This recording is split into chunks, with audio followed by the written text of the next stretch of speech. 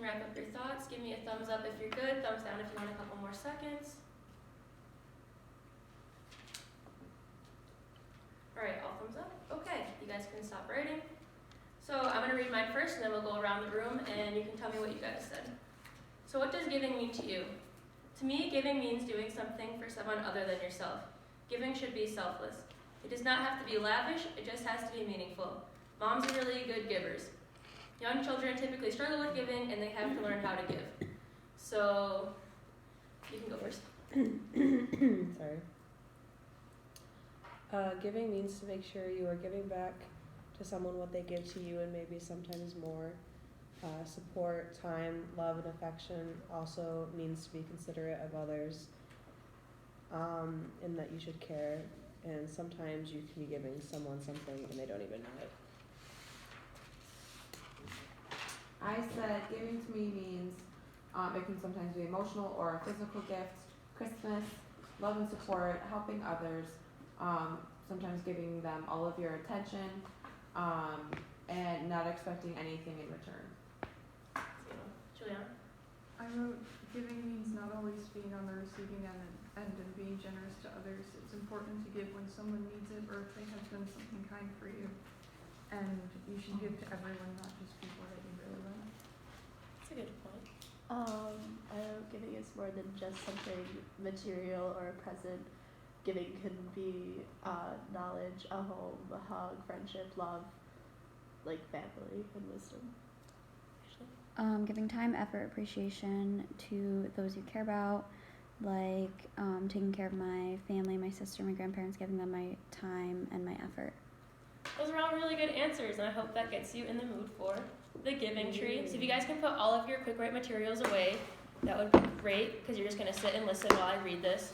I will be asking questions, so make sure you guys are paying attention. So, the giving tree. And when I'm reading this, I really want you guys to focus on the mood and how the story makes you feel throughout it, because obviously you go through a lot of different emotions while you're reading a story. So, the giving tree. Once, there was a tree. And she loved a little boy.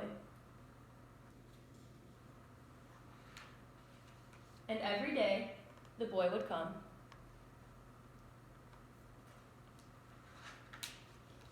And he would gather her leaves.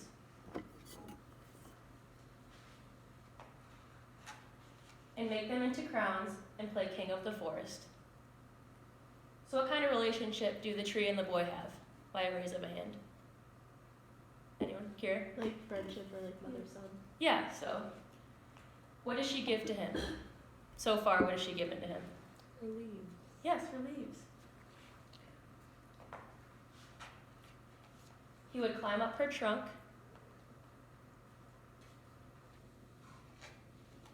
and swing from her branches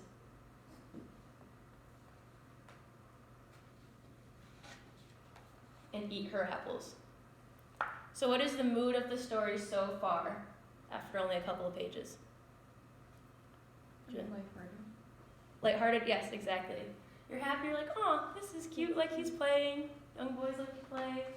Trees like to be swung on. And they would play hide and go seek. And when he was tired, he would sleep in her shade.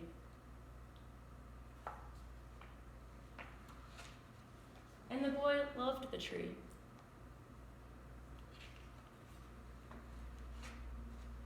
Very much. And the tree was happy.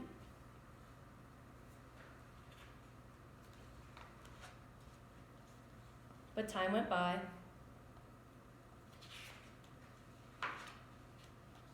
And the boy grew older. So how is the mood changing now? What are some indicators that something's going to change?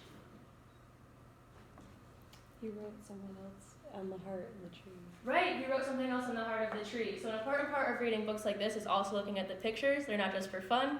There's important elements to it. So exactly, there's another heart on the tree. And the tree was often alone.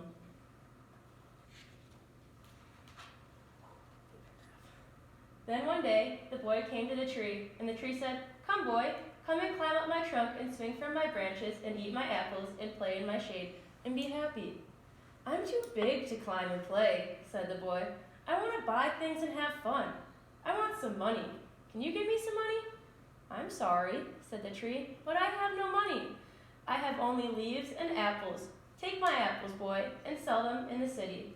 Then you will have money and you will be happy." So what is she giving to the boy now? Yes, no, it's okay. All of her apples. So how is this mood kind of starting to change as the boy gets older? What do you guys think the mood of this page has been? He's older, he's come, he's asking for things now, and then leaving. I don't even think he said thank you. So what has changed in, let's say, 5 years of him coming the first time and then leaving now? Like he's into different things. Like he's moving in a different direction than the tree. Yeah, kind of like how you guys as 7th graders, you're a lot different now than you were even last year as a 6th grader. You're into different things. And so the boy climbed up the tree and gathered her apples and carried them away, and the tree was happy.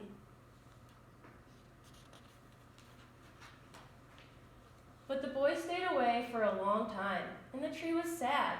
And then one day the boy came back, and the tree shook with joy. And she said, "Come, boy, climb up my trunk and swing from my branches and be happy." "I'm too busy to climb trees," said the boy. "I want a house to keep me warm," he said. "I want a wife and I want children, so I need a house. Can you give me a house?" "I have no house," said the tree. "The forest is my house, but you can cut off my branches and build a house. Then you will be happy." You gave a sad face. What are you thinking? It's just so sad. Why is it sad? Because the tree's gonna have nothing left to give eventually. It's true. Stay tuned. And so the boy cut off her branches and carried them away to build his house.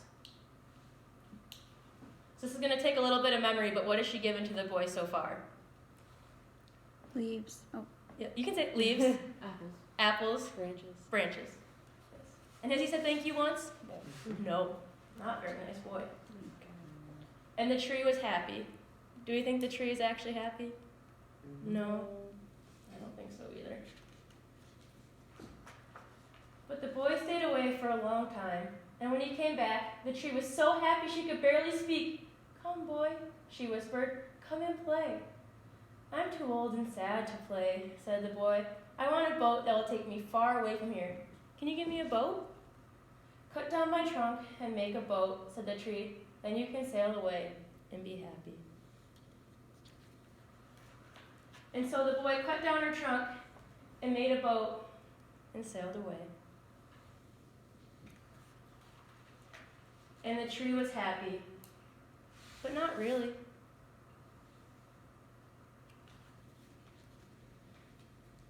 And after a long time, the boy came back again. "I am sorry, boy," said the tree, "but I have nothing left to give you. My apples are gone." "My teeth are too weak for apples," said the boy. "My branches are gone," said the tree. "You cannot swing on them." "I'm too old to swing on branches," said the boy. "My trunk is gone," said the tree. "You cannot climb." "I'm too tired to climb," said the boy. "I'm sorry," sighed the tree. "I wish I could give you something, but I have nothing left. I am just an old stump. I'm sorry." "I don't need very much now," said the boy. "Just a quiet place to sit and rest. I am very tired." "Well," said the tree, straightening herself up as much as she could. An old stump is good for sitting and resting. Come, boy, sit down, sit and rest." And the boy did. And the tree was happy. The end. So, by the end, was the tree actually happy? You can raise your hand and answer. We can have a quick discussion about it. I don't know. I think not thinking too much I into feel it. Yes, but no. this is gonna get super weird. I feel like the tree on the inside isn't happy, but it's happy because the boy's happy. Yeah. Exactly. So a part of what does giving mean to you is really important is you don't want to give too much of yourself away, which is exactly what the tree did throughout her life. So at the beginning, she was really happy, loved the boy loved her, but as he got older and each time he left, she got a little more sad. I mean, he found his way back to her, but still kind of upsetting. So now I'm going to pass you guys out a hard copy of the story, and we're going to go through and talk about each life stage of the tree. Because tomorrow I want you guys to write journals through the perspective of the tree, but I want you guys to understand what's actually happening in the story first. So I'm going to pass these out to you, and we're going to do the first one together.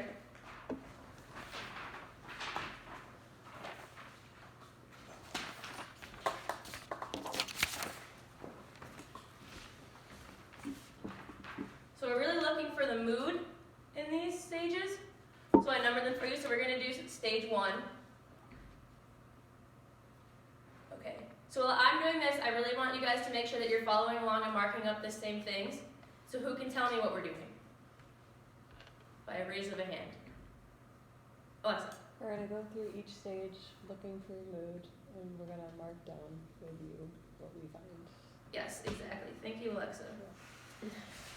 So, once there was a tree, and she loved a little boy.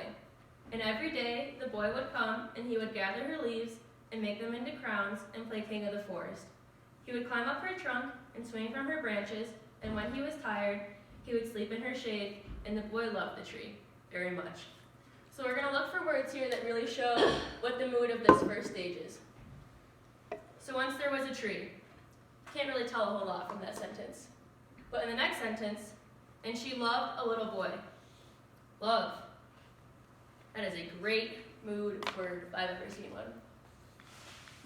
Moving on. And every day, the boy would come, and he would gather her leaves and make them into crowns and play king of the forest. So I would say, based on the rest of the story that we know, every day is a really good word because he doesn't visit very often afterwards.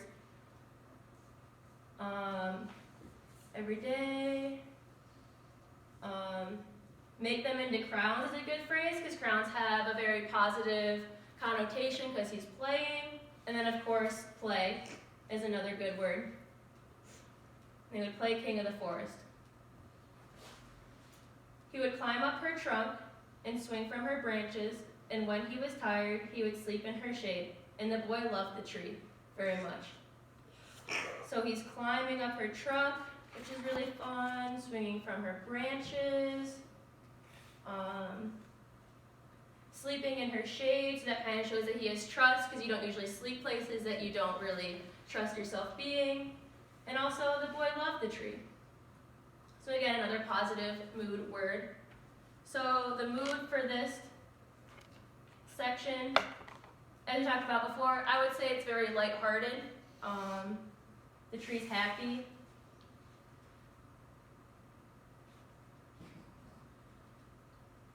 So now what I want you guys to do, I'm going to pair you up, and you're going to do a section by yourself, and then you're going to tell me up here what you guys found. So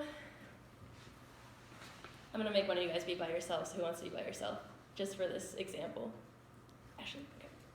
So I'm and Alexa, you guys are going to do stage 2. Juliana, Kira, you're going to do stage 3. And Ashley, you're going to do stage 4. But before you start, what are we focusing on by raise of a hand?